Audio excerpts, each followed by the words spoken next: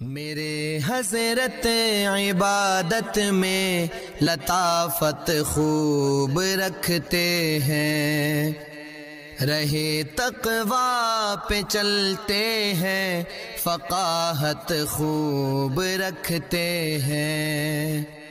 وہ بحر معرفت کے بحر الفت کے شناور ہیں۔ وعلى رسوله الكريم من يومنا هذا إلى يوم الدين، أما بعد فأعوذ بالله من الشيطان الرجيم. بسم الله الرحمن الرحيم. إنا فتحنا لك فتحا مبينا. اس سورت کا نام سورۃ الفتح ہے۔ اس سورت کے اندر 4 رکوع ہیں اور اس سورت کا پس منظر اور یہ نازل کس وقت ہوئی؟ سرکار دو عالم سرور کونین صلی اللہ علیہ وسلم مکہ مکرمہ سے ہجرت کر کے مدینہ منورہ تشریف لائے تو کافروں نے آپ کا پیچھا نہیں چھوڑا۔ سن 2 ہجری میں غزوہ بدر پیش آیا، سن 3 ہجری میں غزوہ احد پیش آیا، سن 5 ہجری میں غزوہ خندق پیش آیا۔ یہ 3 لڑائیاں براہ راست مکہ والوں سے ہوئی۔ اب سن 6 ہجری میں آپ صلی اللہ علیہ وسلم نے خواب دیکھا تو آپ نے صحابہ سے خواب بیان کیا کہ میں نے دیکھا ہم عمرہ کر رہے ہیں اور عمرے کے بعد کچھ میرے صحابہ وہ حلق کروا رہے ہیں، کوئی قصر کروا رہے ہیں، کوئی بال مڑا رہے ہیں، کوئی کٹوا رہے ہیں۔ تو اس لیے سمجھے کہ ٹھیک ہے آپ نے خواب دیکھے تو چلیں یہاں پر خواب کا مسئلہ بھی سمجھ لیں۔ خواب کی 3 قسمیں ہیں، ایک ہے نفسانی، دوسرا ہے شیطانی، تیسرا ہے رحمانی۔ ایک ہے نفسانی، دن کو جو سوچتا رہا، جو پلاننگ کرتا رہا، جو ذہن میں خیالات تھے رات کو وہی آ رہے ہیں، یا طبیعت ٹھیک نہیں ہے تو بخارات دماغ کو چڑھ رہی ہیں، اس سے کوئی خواب آ گیا، یہ نفسانی خواب ہے۔ اور ایک شیطانی خواب ہے، شیطان کے اثر کی وجہ سے آیا ہے۔ اور تیسرا خواب، تیسری قسم رحمانی، اللہ کی طرف سے کوئی بشارت ہے۔ انبیاء علیہ الصلوۃ والتسلیمات ان کے خواب ہوتے ہی رحمانی ہیں، بقیہ لوگ ان کے خواب نفسانی بھی ہو سکتے ہیں، شیطانی بھی ہو سکتے ہیں، رحمانی بھی۔ اور انبیاء کو جو خواب آتے ہیں وہ صرف اور صرف رحمانی بس۔ پھر اگلی بات، خواب سے متعلق دوسری بات، عام لوگوں کے لیے اگر عام آدمی کو خواب آئے بس بشارت ہے، اس کے شریعت میں کوئی اعتبار نہیں ہے۔ لیکن انبیاء علیہ الصلوۃ والتسلیمات کو خواب آئے تو وہ خواب وحی کا درجہ رکھتی ہے۔ حضرت ابراہیم علیہ السلام نے خواب میں دیکھا کہ وہ اپنے بچے کو ذبح کر رہے ہیں، تھا خواب لیکن وحی تھی۔ آپ کوئی آدمی خواب دیکھے وہ اپنے بیٹے کو ذبح نہیں کر سکتا، اس کی تعبیر یہ ہو کہ جانور ذبح کرو۔ اور تیسرا مسئلہ خواب سے متعلق وہ یہ ہے کہ اگر کسی نے خواب دیکھی تو اس کا یہ بات یہ نہیں ہے کہ اس نے رات کو خواب دیکھی اور اس کی تعبیر صبح ظاہر ہو جائے، اس میں کافی عرصہ بھی لگ سکتا ہے۔ یوسف علیہ السلام نے بچپن میں خواب دیکھا اور جب بادشاہ بنے کافی عرصے کے بعد جا کر اس خواب کی تعبیر ظاہر ہوئی، کتنا لمبا عرصہ گزرا۔ بعض لوگ سمجھتے ہیں بس خواب دیکھی فوراً اس کی تعبیر آ جائے، تو تعبیر کے اندر عرصہ لگ سکتا ہے، لازمی نہیں ہے کہ فوراً تعمیر آ جائے۔ اب جب آپ صلی اللہ علیہ وسلم نے خواب دیکھا، صحابہ سے عرض کیا، سب خوشحال ہوا، سب چلے اور مکہ مکرمہ کی طرف چلے۔ 3 لڑائیاں پہلے ہو چکی تھی، اس لیے ہتھیار بھی لے کر چلے، کیا پتا جنگ نہ ہو جائے۔ ان کے دل بھی، ان کے اندر بھی جذبات بھڑکے ہوئے تھے، 3 جنگیں ہوئی تھی۔ اور شمسیہ کے مقام پر بیر علی شاید جسے کہتے ہیں، آج یہ اس کو شمسیہ کہتے ہیں، یہ وہ مقام ہے جہاں سے احرام باندھا جاتا ہے۔ وہاں احرام باندھا، جسے ہم نماز پڑھتے ہیں، تو نماز پڑھنے سے پہلے ہم تکبیر تحریمہ، کیا مطلب وہ تکبیر جس سے جو چیزیں حلال تھی اب وہ بھی حرام ہو گئی، تو جیسے ہم تکبیر تحریمہ نماز کے لیے کہتے ہیں، پکے ہوئے 3 جنگیں ہوئی تھی۔ اور شمسیہ کے مقام پر بیر علی شاید جسے کہتے ہیں، آج یہ اس کو شمسیہ کہتے ہیں، یہ وہ مقام ہے جہاں سے احرام باندھا جاتا ہے۔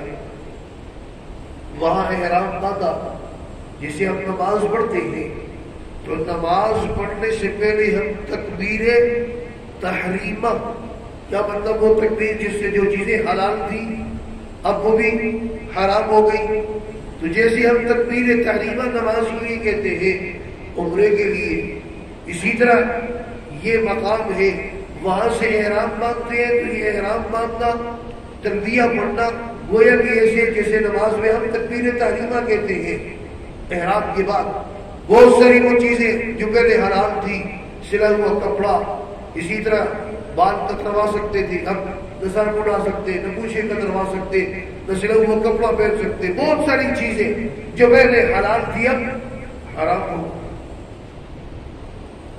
اب جب چلے مکہ مکرمہ کی طرف، اطلاع پہنچ گئی، وہ سمجھے کہ لڑنے کے لیے آ رہے ہیں اور وہ بھی تیاری میں لگ گئے۔ مکہ مکرمہ سے کچھ پہلے حدیبیہ کا مقام ہے، غالباً حدیبیہ کو شمسیہ کہتے ہیں، آج کل حدیبیہ کے نام سے مشہور نہیں ہے۔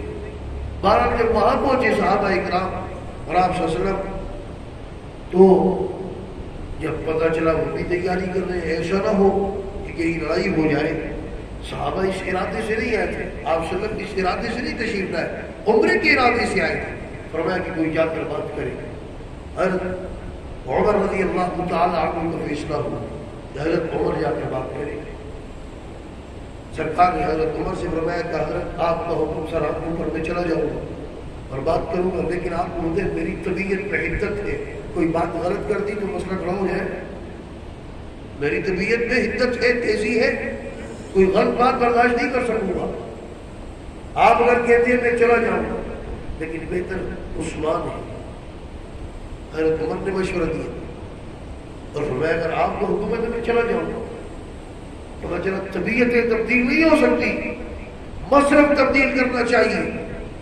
ایک آدمی کی طبیعت کے اندر تیزی ہے، ایک آدمی پہ غصہ ہے، یہ طبیعت نہیں بدلتی، مصرف بدلو، یہ مسلمانوں پر نہیں کافروں پر نکالو۔ بہرحال فیصلہ یہ ہوا کہ عثمان رضی اللہ عنہ عمر سے فرمایا کہ حضرت آپ کا حکم سر آپ پر میں چلا جاؤں گا اور بات کروں گا، لیکن آپ کو مجھے میری طبیعت میں حدت ہے، کوئی بات غلط کر دی تو مسئلہ کھڑا ہو جائے، میری طبیعت میں حدت ہے، تیزی ہے، کوئی غلط بات برداشت نہیں کر سکوں گا۔ آپ اگر کہتے ہیں میں چلا جاؤں گا، لیکن بہتر عثمان ہے۔ حضرت عمر نے مشورہ دیا اور فرمایا اگر آپ کو حکم ہے تو میں چلا جاؤں گا۔ پتہ چلا طبیعتیں تبدیل نہیں ہو سکتی، مصرف تبدیل کرنا چاہیے۔ ایک آدمی کی طبیعت کے اندر تیزی ہے، ایک آدمی پہ غصہ ہے، یہ طبیعت نہیں بدلتی، مصرف بدلو، یہ مسلمانوں پر نہیں کافروں پر نکالو۔ بہرحال فیصلہ یہ ہوا کہ عثمان رضی اللہ تعالیٰ عنہ جائے۔ حضرت عثمان رضی اللہ تعالیٰ عنہ گئے اور تاریخی روایات میں آتا ہے کہ ان کو قید کر لی۔ جب ان کو قید کیا بات کہتے ہیں قید کی بھی، افواہ کی بات کہتے ہیں قید کیا، اور افواہ پھیل گئی کہ ان کو قتل کر دیا گیا، شہید کر دیا گیا۔ اس پر بیعت رضوان ہوئی، آپ صلی اللہ علیہ وسلم نے صحابہ سے بیعت دی، ایک ہاتھ عثمان کا اور ایک میرا، اس پر جو ہے ہاتھ پر ہاتھ رکھ کر 1500 صحابہ ان سے بیعت ہوئی بیعت رضوان ہے۔ اور یہ آپ نے حضرت عثمان رضی اللہ عنہ کو بدلہ لینے کے لیے لی تھی، بار بعد میں پتہ چلا وہ افواہ ہے۔ پھر حضرت عثمان تشریف لائے، بات چیت ہوئی، اسی کے اندر وہ بات بھی آتی ہے کہ آپ صلی اللہ علیہ وسلم کو شاید سہیل آئے تھے کفار کی طرف سے، اور آپ صلی اللہ علیہ وسلم جب لکھنے لگے شرائط تو آپ نے محمد رسول اللہ لکھا، انہوں نے کہا رسول اللہ بیٹا ہم تو مانتے ہی نہیں ہیں، محمد بن عبداللہ لکھو۔ اگر جو رسول اللہ مانتے تو پھر یہ جھگڑا کیوں ہوتا، لڑائی کیوں ہوتی؟ یہی تو مسئلہ ہے۔ حضرت علی سے کہا بتاؤ، حضرت علی جو جانثاروں میں سے ہیں، فداکاروں میں سے ہیں، ادب کا یہ تقاضا، ان کی ہمت نہیں، انہوں نے کہا میں رسول اللہ مٹا لوں، اس پر میرا ایمان ہے، آپ نے خود مٹایا۔ یہاں سے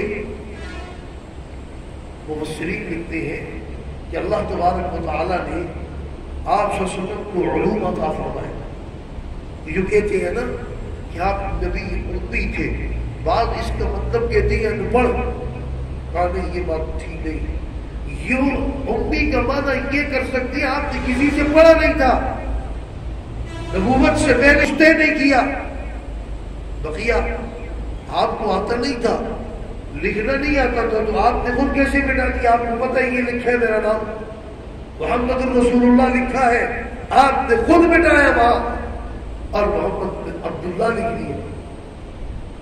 تو چلا آپ کو لکھنا بھی آتا تھا تو اللہ نے سارے علوم دیے، تو یہ کیوں نہیں دیا جو آپ کی ذات کے مناسب تھے؟ سارے علوم سے مراد یہ نہیں ہے، وہ جو آپ کی ذات کے مناسب تھے، جو مناسب نہیں تھے وہ علوم جو صفلیات ہیں آپ کے مناسب نہیں، اللہ نے نہیں دی۔ شعر و شاعری کا علم آپ کی مناسب نہیں، اللہ نے نہیں دیا۔ والشعراء یتبعهم الغاوون۔ تو بہرحال صلح ہوئی، بظاہر یہ صلح دب کر تھی۔ اس پر حضرت عمر رضی اللہ عنہ نے آپ سے فرماتے آپ صلی اللہ علیہ وسلم سے کیا ہم حق پر نہیں ہے؟ پھر اتنی صلح دب کر ہو رہی ہے، کافروں نے عجیب عجیب شرطیں، اگر کوئی مسلمان مکہ سے بھاگ کر چلا گیا آپ نے وہ واپس کرنا ہے،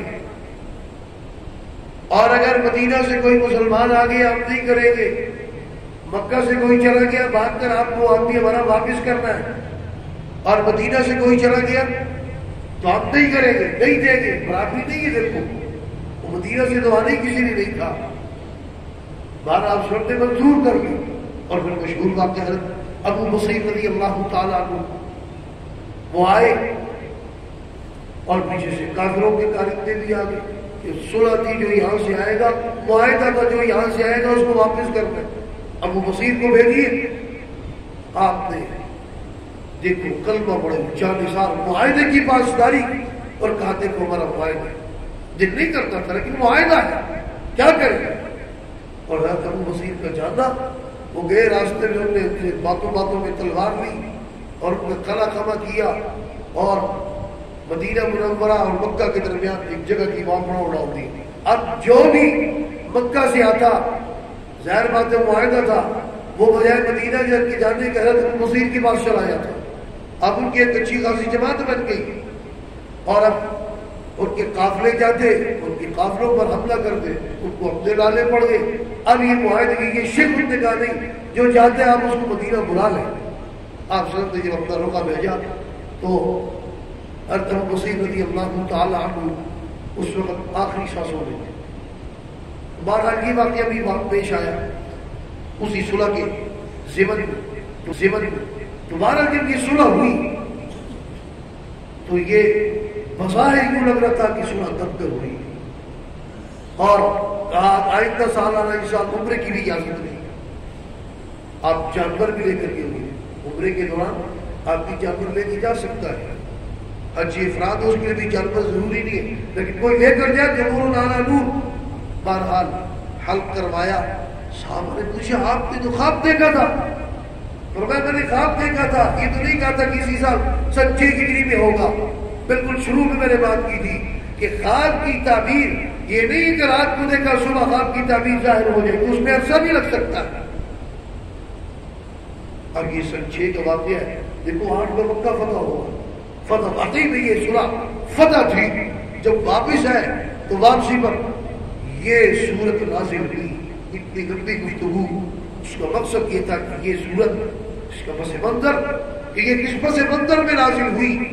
جب وہ جو سورہ بظاہر دب کر ہوئی تھی، جب واپس آئے تو فرمایا قرآن کریم کی آیت نازل ہوئی، انا فتحنا لک فتحا مبینا، بے شک ہم نے آپ کو فتح دی، اور فتح بھی کیسی؟ فتح مبینہ، کھلی فتح، واضح فتح. پھر یہی فتح تھی، یہی معاہدہ تھا کہ جس کی بنا پر اللہ تبارک و تعالیٰ نے وہ راستے پیدا کیے کہ مکہ بھی فتح ہو. بہرحال گفتگو لمبی ہو گئی، انشاءاللہ مزید بات جو وہ کل ہوگی. اللہ تبارک و تعالیٰ ہمیں قرآن و سنت کی تعلیمات سمجھ کر اس پر ہم سب کو عمل کرنے کی توفیق عطا فرمائے. وآخر دعوانا الحمدللہ رب العالمین. تم فقیروں کی حکومت دیکھنے